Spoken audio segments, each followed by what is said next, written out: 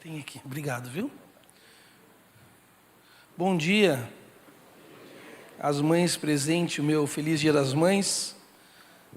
Já falei com minha esposa hoje. Efraim está tão animado que não quis nem falar direito com a mãe. Já falei, vou falar com a minha mãe ainda, não tive a chance de fazer isso. Minha mãe é uma pessoa muito animada, muito agitada. Achar ela até no telefone é difícil, viu? Está sempre envolvida com alguma coisa.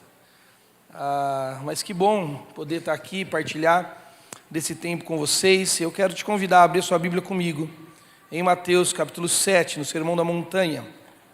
Mateus capítulo 7. Eu faço eco à frase do pastor Petrônio no início, quando ele disse que depois de Deus, talvez nossas mães representem o que há de mais valioso para nós na existência, no mundo concreto, nas coisas que podemos tomar, ou no mundo das coisas, como se diz. Mas ao mesmo tempo que as mães representam isso, os pais com o seu papel, nossas esposas, maridos, filhos, que tomam um espaço gigantesco. Eu costumo dizer que filho é igual água, ele toma todos os poros da existência da gente, né? Mas por mais que essas coisas de fato sejam reais, e eu faço eco à frase do pastor Petrônio logo no princípio, olharmos para as coisas do mundo, da existência terrena, para as coisas, ou para o mundo das coisas, talvez seja um dos grandes desafios de nos fazer olhar corretamente para o Evangelho do Senhor Jesus Cristo. Porque em nós, no mundo onde a queda se faz presente, o pecado se faz presente, e onde nós somos espaço ainda, mesmo que libertos da escravidão em Cristo Jesus, mas ainda espaços deste pecado que, como diz o apóstolo Paulo, habita em nós, a tendência que temos é de deixar o nosso olhar para o mundo das coisas extremamente humanista. O humanismo é uma escola filosófica que a modernidade nos trouxe como verdade, aonde o homem se tornou a medida de todas as coisas. No mundo medieval, quando a Igreja Católica dominava sobre o mundo, Deus era a grande voz da história. Deus falava sobre tudo, e a Igreja interpretava a voz de Deus na história, e quem fala em nome de Deus tem a chave da terra. Por isso a religião é tão perigosa. O Evangelho não, a religião sim. No mundo medieval, a religião, a Igreja Católica, falava em nome de Deus, e Deus falava sobre tudo. Deus falava, por exemplo, sobre ciência. Deus falava que a terra não era esférica, a terra era plana, para sustentar uma fala teológica de que o céu era em cima, o inferno era embaixo. Deus falava sobre antropologia. A Igreja falava em nome de Deus, não Deus, o Deus da Igreja. Falava que índio não tinha alma, mulher não tinha alma, negro não tinha alma. Então, mulher você usa, índio você explora e negro você escraviza. A estrutura do feudalismo que a Igreja sustentou com a voz de Deus na história. A Igreja falava sobre economia, dizia que ninguém podia acumular dinheiro, capital, só a nobreza e o clero, para sustentar um sistema social. A Igreja falava em nome de tudo. Até que a Igreja foi sendo desmentida pela ciência, desmentida pela reforma protestante, desmentida na sua teologia pelo acesso que homens comuns tiveram das Escrituras na leitura em sua língua, graças ao uso que Deus fez do monge Martinho Lutero. Mas isso eclodiu com tudo isso, uma visão de que agora não era mais Deus que estava no centro.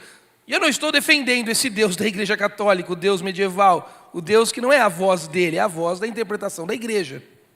Mas com isso, esse Deus do mundo medieval que faliu, claudicou, deu espaço para uma visão humanista de mundo. O homem decidiu que Deus não podia mais falar sobre o mundo, que Deus não tinha mais credenciais suficientes para falar sobre o mundo posto. Então o homem, na sua autonomia de Deus, selou a história, montou nela e cavalgou rumo à ordem e progresso. Conhece um mundo assim? Veio a modernidade, a pós-modernidade que vivemos hoje.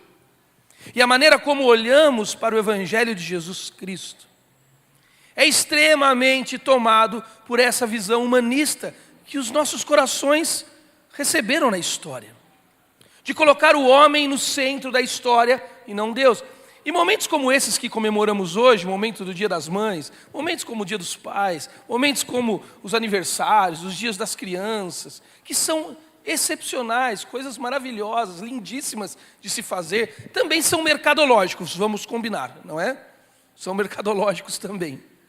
Mas momentos como esse trazem o risco de nós esquecermos o que de fato o Evangelho de Jesus tem a nos dizer.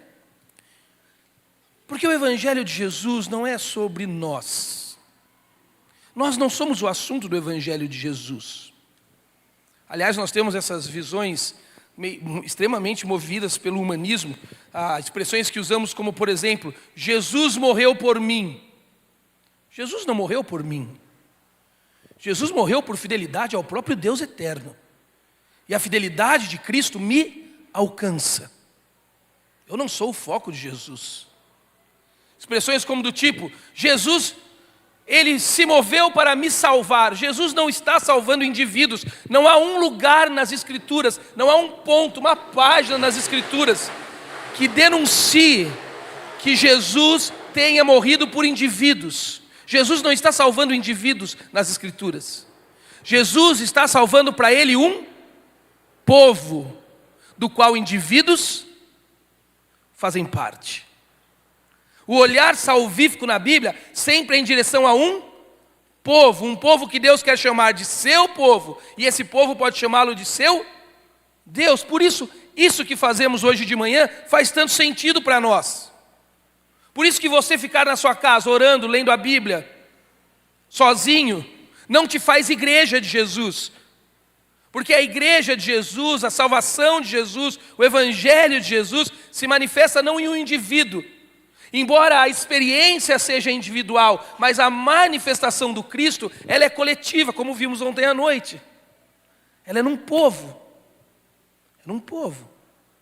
Por isso essa maneira individual, que é extremamente oriunda da modernidade e sobretudo da celebração da pós-modernidade, do individualismo, né, como dizia aquela filósofa brasileira famosa, cada um no seu quadrado, conhece? É assim que a vida que a gente vive funciona, ofusca o nosso olhar para o Evangelho. Porque o Evangelho não é o Evangelho dos heróis humanos. O Evangelho não é o Evangelho das mães fortes. O Evangelho não é o Evangelho dos pais muito cristãos. O Evangelho não é o Evangelho dos filhos educados. O Evangelho não é sobre nós. O Evangelho não é sobre heróis humanos. Assim como o Evangelho não é sobre Moisés, sobre Abraão, Isaac, Jacó, não é sobre Davi, sobre Samuel, como lemos e cantamos. O Evangelho não é sobre esses homens. Aliás, por vezes ensinamos crianças de forma muito equivocada o Evangelho. A gente vai na escola dominical precisa de bons teólogos, gente. A gente vai na escola dominical e ensina, por exemplo, Davi. Davi a gente adora ensinar na escola dominical para as crianças, né? Meu filho demorou para gostar do Davi, porque ele só gostava do Golias. Porque o Golias é muito mais parecido com o Thanos. O Davi é fraco. Mas a gente ensina a história do Davi. Pedrinhas, um estilingue, ele vai no vale, ele é valente. Não! A história do Davi é insana. O único que tem razão na história do Davi é Golias. Porque quando aquele moleque que vai lá, porque ninguém quer ir, chega no vale, desarmado, sem armadura, com estilingue, pedra, o Golias faz uma afirmação lógica. Ele fala, ei, acaso eu sou um cão para você vir a mim com paus e pedras? Porque aqui tem um guerreiro experiente, gigante, bem armado, até os dentes. E aqui tem um moleque desarmado, pronto para morrer. Mas Davi responde a Golias, ei Golias, eu não vim contra você com estilingues ou pedras. Ei, Golias, eu tenho toda a consciência de que você pode me derrotar em 1 segundo. Mas eu não vim a você, Golias, na minha força. Eu vim no poder do Senhor dos exércitos. A história não é sobre Davi. É sobre o Senhor dos exércitos. A história não é sobre Abraão e sua fidelidade em deixar Ur dos caldeus, em construir uma grande nação por onde o bebê Jesus viria. A história se apresenta não em Gênesis 12, na valentia de um homem que deixa, como a gente fala em evento missionário, né? Deixa tudo, irmão, Abraão deixou. Não, a história não é sobre a valentia missionária de Abraão. A história está em Gênesis 15, quando Deus tira Abraão da tenda e diz para Abraão: Abraão, você vê as estrelas do céu? Vejo. Abraão, vou fazer do ventre estéril de Sara e da sua velhice uma nação incontável como as estrelas do céu. Você crê, Abraão? E ele disse: eu creio, Deus. E o que Deus responde a Abraão? Abraão, a sua fé te justificou. A fé no quê? Que daquela nação incontável que Deus traria, viria a promessa, Jesus Cristo. A história não é sobre a valentia de Abraão no Monte Moriá com Isaac. Quando Deus manda aquele animal para Abraão tirar Isaac do altar e abaixar o cutelo. Abraão, que tinha fé na promessa de Deus, a ponto de, diz o autor de Hebreus, que se Isaac morresse, Abraão cria que Deus poderia ressuscitar Isaac dos mortos para cumprir a promessa que havia feito a ele. E eu gosto de imaginar essa cena, paráfrase minha. Eu gosto de imaginar Abraão e Isaac descendo o Moriá. E o Isaac falando: pai, que loucura foi essa que aconteceu ali? Você estava pronto para me imolar. E você não fez, pai. O que aconteceu? Eu gosto de imaginar Abraão dizendo para o moleque: ô filho, eu acho que nem o pai entendeu tudo. O que vem por aí é maior do que a gente, filho. Não é sobre você a história, filho. Você não é a promessa do povo que Deus está construindo a partir de mim. O que vem por aí, filho, os meus olhos ainda não viram. É Jesus. A história não é sobre nós, sobre nossos potenciais, sobre nossas maternidades, paternidades, filiações, contas bancárias, carreiras, bons comportamentos, frequência dominical na igreja. A história é sobre o Cordeiro de Deus que tira o pecado do mundo, aleluia. Por isso esta manhã, eu quero ajudar você, mãe que está aqui, e me ajudar também, a você, pai que está aqui também, a você que já foi mãe, a você que já foi pai, a você que está com o ninho vazio em casa, porque os filhos se foram já para outra realidade de vida e família. Para você que será mãe, que será pai. Eu quero ajudar você a perceber o que nós precisamos entregar àqueles que estão confiados a nós. O que eu preciso como pai? O que a Mônica, minha esposa, precisa como mãe? Diante do evangelho que por vezes é tão nebuloso diante de nós e afetado por esse olhar humanista que temos. O que eu e você precisamos entregar a eles? A resposta já está dada: Jesus. Mas olha o que Jesus vai falar no Sermão da Montanha para nós a partir do versículo 1. Versículo 1 do capítulo 7. Ele diz: não julguem, para que não sejam julgados, pois da mesma forma que vocês julgarem, vocês serão julgados, e a medida que usarem também será usada para medir vocês. Porque você repara no cisco do olho que está no seu irmão e não se dá conta da viga que está no seu próprio olho? Como você pode dizer ao seu irmão: deixe-me tirar o cisco do seu olho, quando há uma viga no seu? Hipócrita, tire primeiro a viga do seu olho, e então você verá claramente para tirar o cisco do olho do seu irmão. Não deem o que é sagrado aos cães, nem atirem suas pérolas aos porcos. Caso contrário, estes as pisarão, e aqueles, voltando-se contra vocês, os despedaçarão. Quando nós lemos esse texto do Sermão da Montanha, nós sempre olhamos ele a partir do assunto do julgamento, do juízo. E aqui há uma ordem, há um imperativo de Jesus a nós, e o imperativo é muito direto. O imperativo é: não julgue. Você não tem possibilidade de julgar alguém. Jesus não te deu autorização de julgar alguém. Embora a ideia aqui do julgamento seja um julgamento, a palavra de juízo que é trazida aqui é a ideia de um julgamento, de um juízo negativo. Um juízo que você faz em direção ao outro para destruir o outro. Por isso ele dá o exemplo daquele que é hipócrita, que antes de tirar do seu olho, ele julga o que está no olho do outro. Então o juízo do qual Jesus está falando, que dirigimos contra alguém e que não somos autorizados a dirigir, é um juízo negativo, destrutivo. Agora, quando eu leio um texto assim, nós temos que trazer o texto para a realidade. E a minha grande questão é: como eu vivo sem julgar? Você está aí sentado agora e está todo mundo me julgando aqui. O que ele falou, será? Quero ver a próxima, será que ele acerta? A gente está julgando. Você julga seu pastor, seus pastores. Você julga o irmão que está do lado. Você julgou hoje o irmão que foi chamado para comemorar o aniversário e não veio no culto. Você julgou, você sabe que você julgou. Quarta vez que ele não vem. Você julgou o tempero do estrogonofe ontem? Você julgou. Quando você vai em festa infantil, que você pega aquele guaraná na jarra, você julga, será que é Antártica mesmo?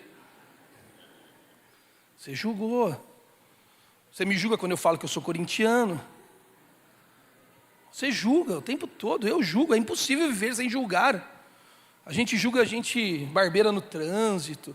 Se você é professor, você julga o aluno e a responsabilidade dele. Se você é aluno, você julga o professor na universidade. A gente julga. Julgar faz parte da natureza humana. Aliás, viver sem julgar é um grande risco. Porque se nós vivemos sem julgar, nós andamos sem referenciais. Mas ao mesmo tempo que nem eu e nem você conseguimos andar na vida sem julgá-la, há um imperativo de Deus: não julgue. E só tem um jeito da gente sair desse enrosco. É a gente admitir que o assunto de Jesus no Sermão da Montanha não é sobre julgamento.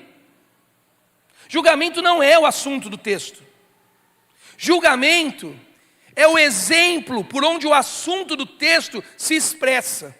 Mas o assunto de Jesus no Sermão da Montanha não é o juízo que fazemos sobre outro, sobre alguma coisa, sobre uma circunstância.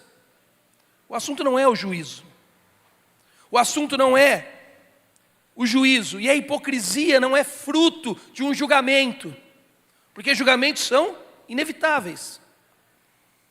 Então você me pergunta: Joel, qual é o assunto? Leia o versículo 1 de novo comigo.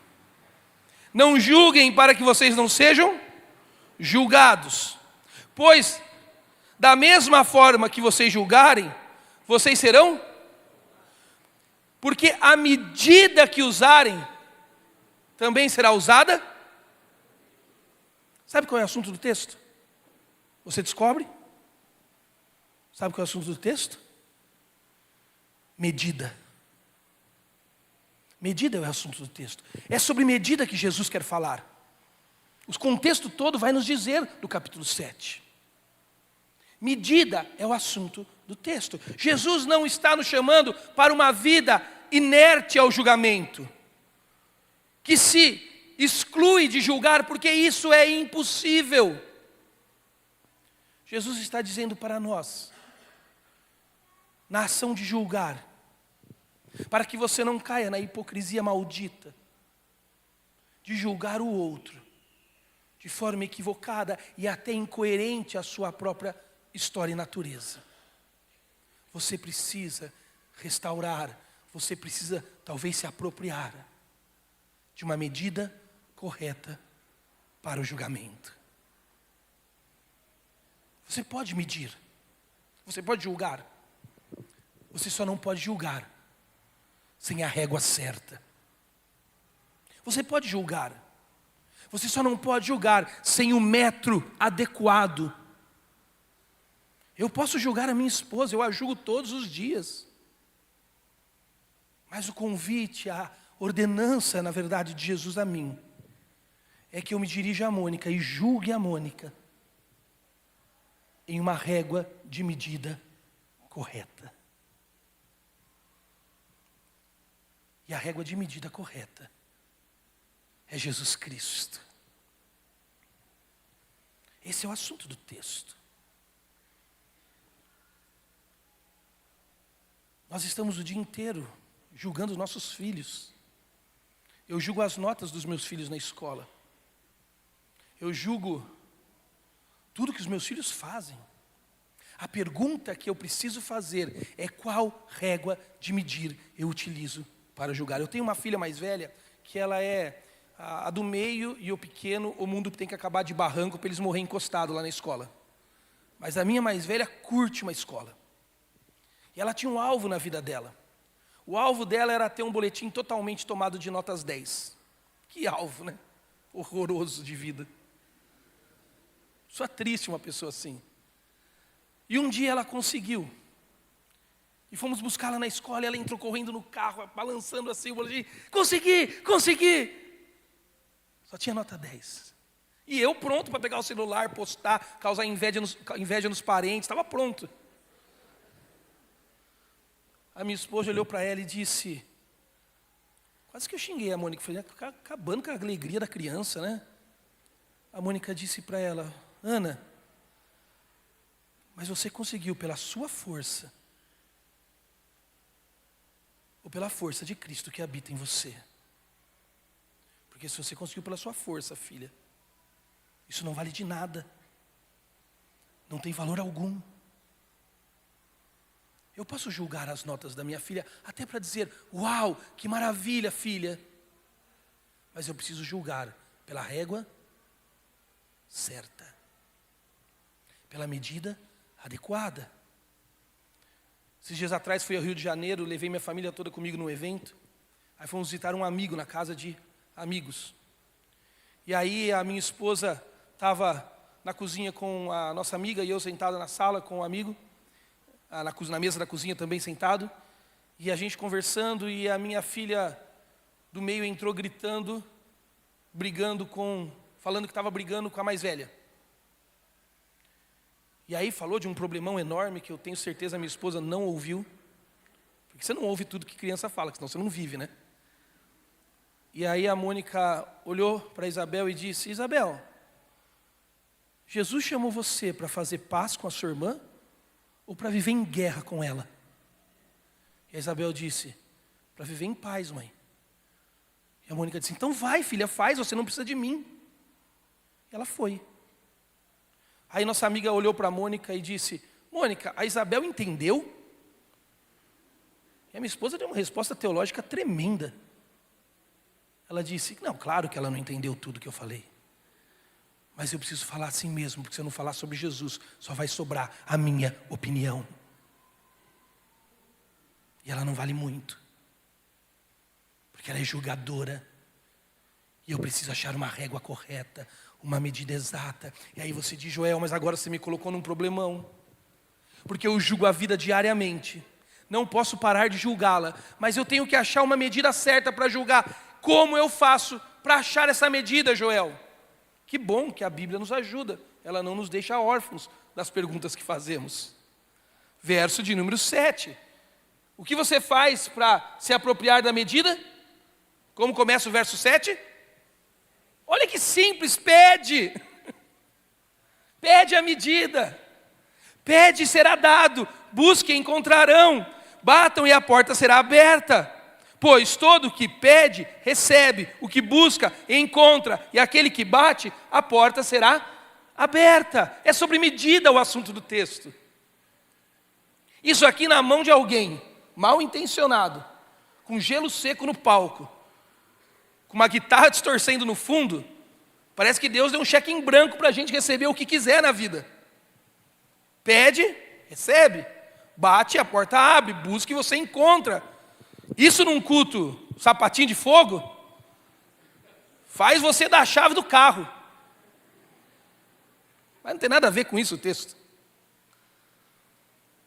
Jesus está dizendo para você que tudo, ouça, tudo o que você pedir, você vai receber. Tudo, olha que lindo. Toda a porta que você bater vai. Tudo, não é eu que estou dizendo, é Jesus. Tudo o que você buscar, você vai.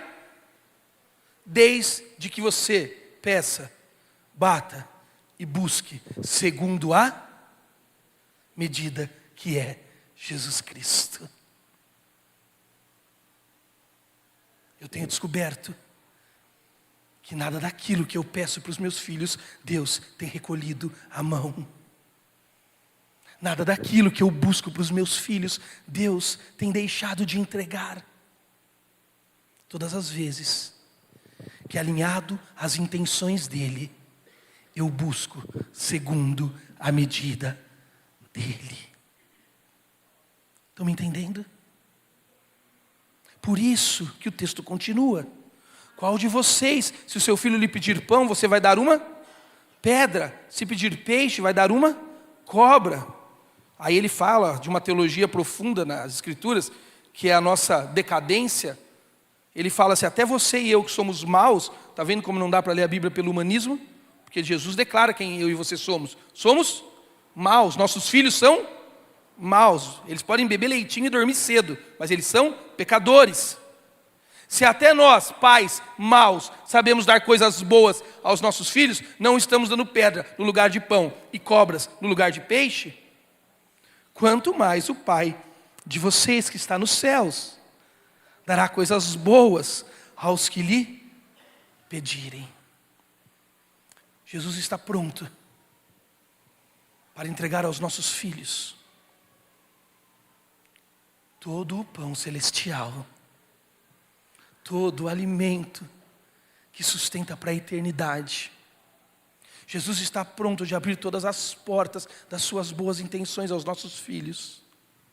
Jesus está pronto a deixar você encontrar a satisfação para o seu filho em tudo que você busca. Desde que, ao julgá-lo na vida, você o julgue segundo a medida de Cristo Jesus. Que tarefa difícil, gente. Ouvir isso é muito bonito. Ouvir isso, mães, é lindo. Se entre você e esse conceito não tivesse uma coisa chamada idolatria aos seus filhos. Se eu pedisse para você fazer uma lista esta manhã das coisas que você mais deseja que seu filho tenha na vida, talvez você se assustaria de como você tem julgado a vida em medidas que não são de Jesus.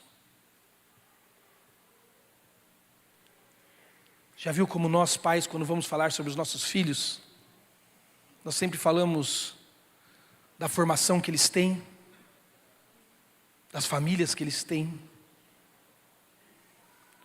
Eu quase sempre preciso perguntar, seu filho, e a fé do seu filho como está?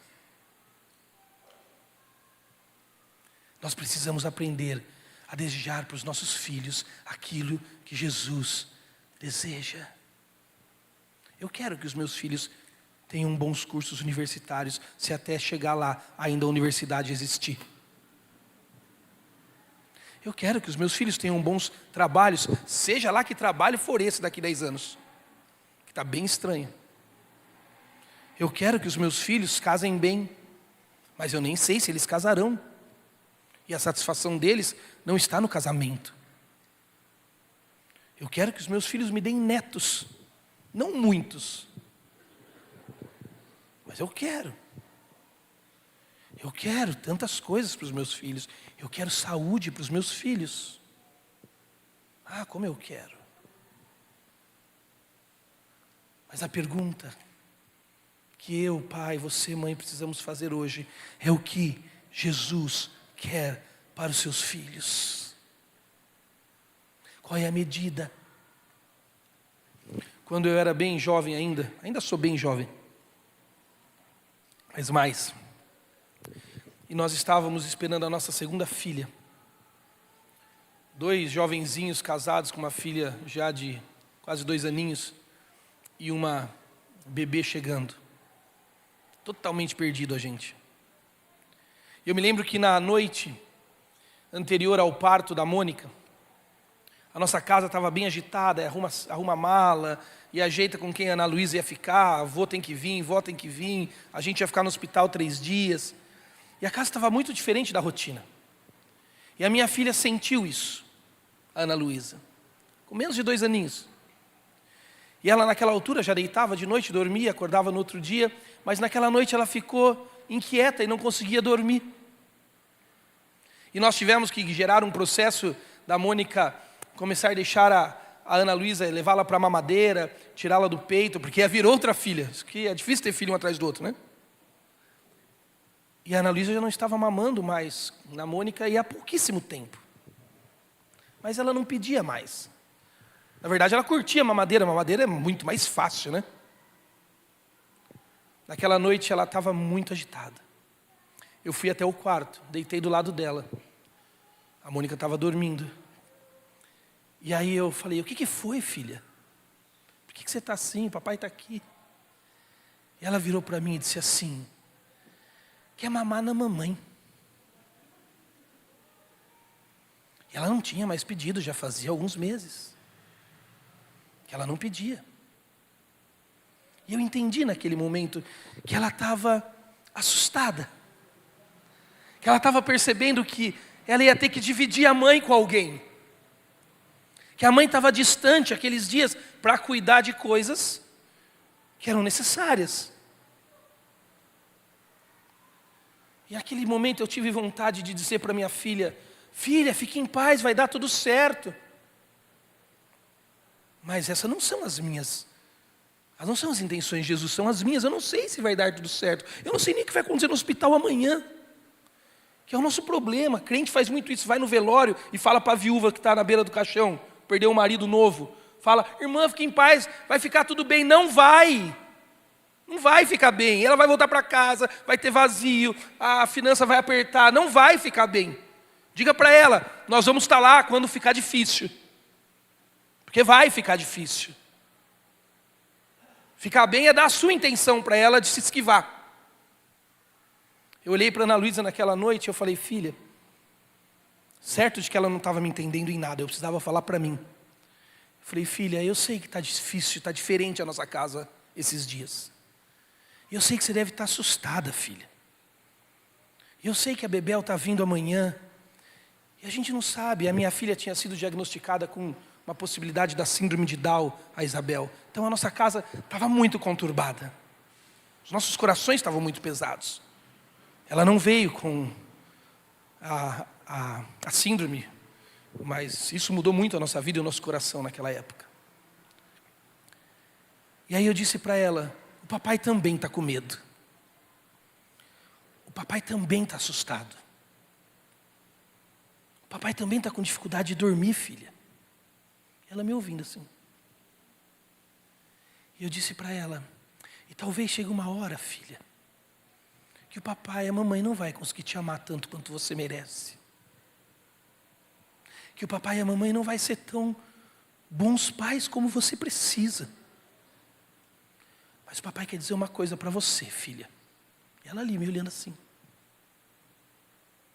No dia que eu e a mamãe errarmos, no dia que a nossa casa não for tão legal como sempre foi, que a gente não te amar como você merece, papai quer te lembrar uma coisa, tem alguém que nunca vai deixar de te amar perfeitamente. E eu estava pronto para completar, porque eu sabia que ela não estava entendendo nada. Eu ia dizer, Jesus vai te amar, filha. Mas eu quis fazer a pergunta, sabe quem é, filha? E a Ana me disse, Jesus. E ela ministrou meu coração aquela noite. E eu fui na palavra da autoridade da minha filha de 2 anos para o hospital aquela manhã. Certo de que não eram as minhas intenções, não era o meu poder, não era o que eu tinha nas mãos de recursos, mas era Jesus, a boa medida dele sobre a minha vida. E eu pude bater, e a porta se abriu. Eu pude buscar, e eu encontrei tudo. Eu pude pedir, e Ele abriu os celeiros dos céus para mim. Para uma vida de paz, satisfação abundante, prazer imensurável. Mesmo em meio às faltas, mesmo em meio às dores, mesmo em meio a tudo aquilo que parece não estar funcionando. Meu irmão, minha irmã, mãe, você vai ser tentado ao longo da vida de querer dar tantas coisas aos seus filhos. Ouça, dê uma coisa apenas a Ele. Entregue a boa medida de Cristo para eles. Eu não sei se ele vai ser um profissional de altíssimo rendimento ou vai ganhar muito mal e viver com muito sacrifício. Eu não sei, mas me escute, esse não é o assunto. O assunto é a boa medida de Jesus.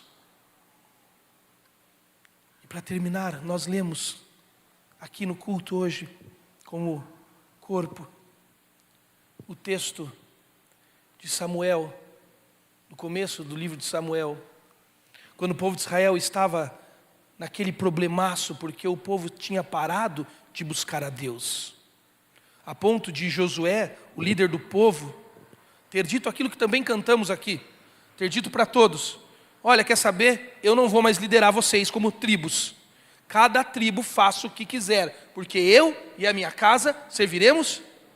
Aquilo não é uma declaração de Josué de louvor a Deus, é de raiva com o povo. Eu vou servir a Deus e vou ensinar os meus a servirem. Vocês, Israel, façam o que quiser, porque era um tempo em Israel que se seguiu depois daquilo que ninguém mais ouvia a Deus. Lemos 1 Samuel nos dias de Eli, que julgava o povo, com seus filhos muito mau caráter, Hofni e Finéias.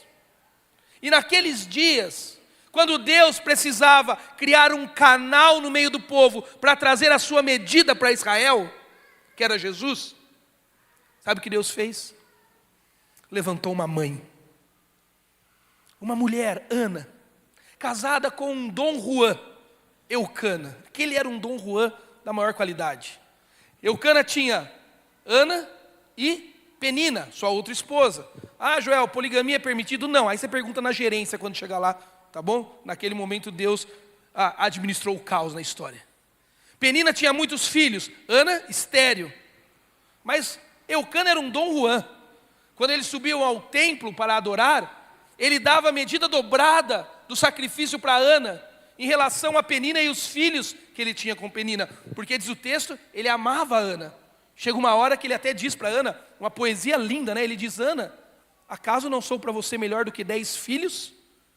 Imagina a coragem de dizer isso para a esposa, hein? Ela fala, nem que um. Mas Eucana tinha moral para falar isso.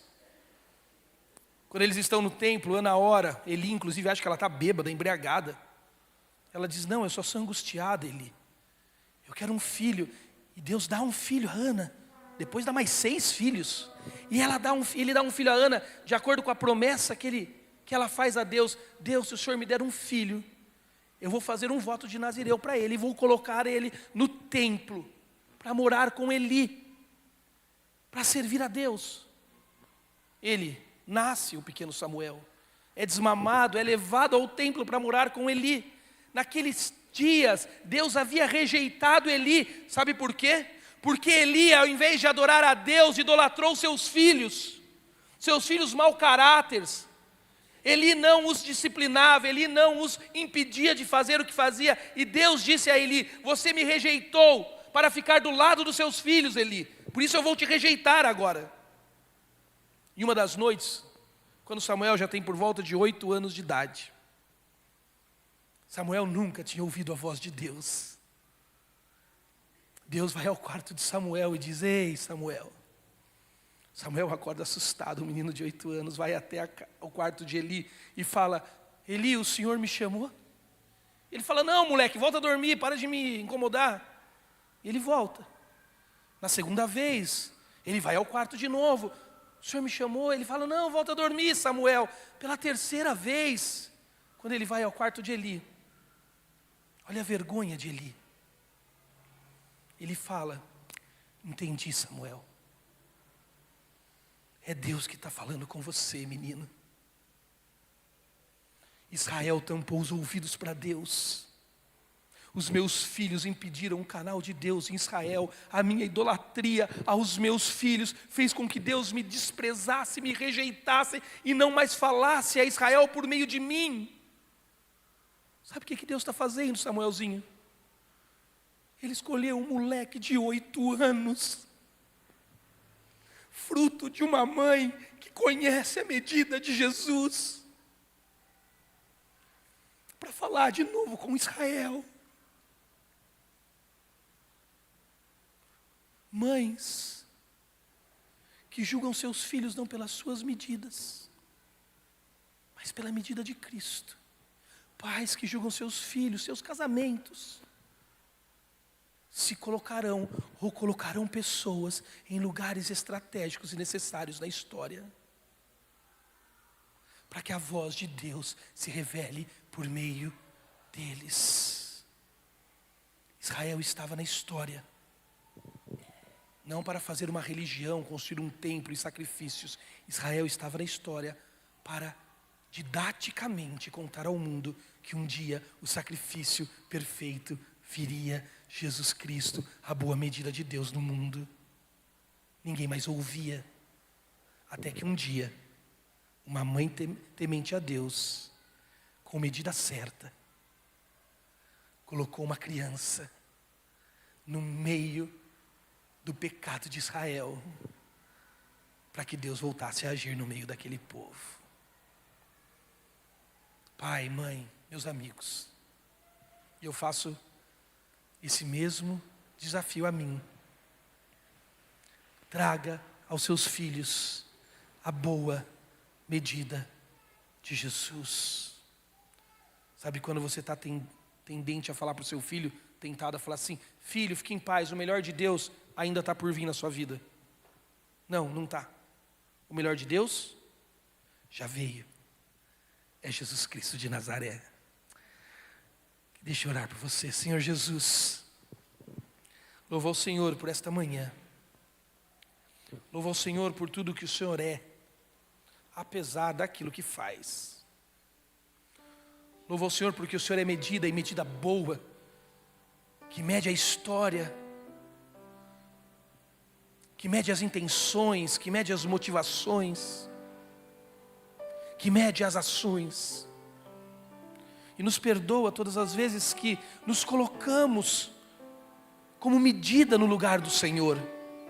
Todas as vezes que colocamos o nosso eu, os nossos desejos, as nossas intenções, no lugar da sua medida. Nós pedimos, nós clamamos, na verdade, por misericórdia do Senhor sobre nós, nos libertando de nós mesmos, dos nossos desejos, de sermos medidas para nós, e clamando ao Senhor, que o Senhor coloque em nossos lábios esta manhã um cântico, que pede uma ação divina que bate, um ímpeto cristão que busca, e que recebe, vê se abrir, que encontra, porque faz tudo isso segundo a medida de Jesus Cristo. ser com os nossos filhos, Jesus. Ser com as crianças dessa comunidade que cantaram aqui esta manhã. Coloca por meio da vida dos pais delas a boa medida do Senhor na vida delas. Que mesmo quando a vida delas der errado humanamente, mesmo quando os relacionamentos não funcionarem, mesmo quando a carreira não tiver tanto sucesso, mesmo quando as perdas da vida forem violentas, porque nós estamos todos à mercê disso. Que essas crianças que cantaram aqui hoje possam dizer em alto e bom som: o Senhor é minha porção, o Senhor é tudo em quem nada tenho falta, o Senhor é a sua medida na minha vida, aquela que recebi do meu pai, da minha mãe um dia. É suficiente, é uma graça que me basta, Jesus. Faz isso com os nossos filhos. Se o Senhor puder dar outras coisas para eles, estamos prontos para receber também, Jesus. Se o Senhor puder dar a eles uma boa faculdade, um bom trabalho, um bom casamento, estamos aqui prontos para receber e queremos trabalhar por isso. Mas não queremos viver por isso. Queremos viver em nome e a favor da sua boa medida para os nossos filhos. Amém e amém.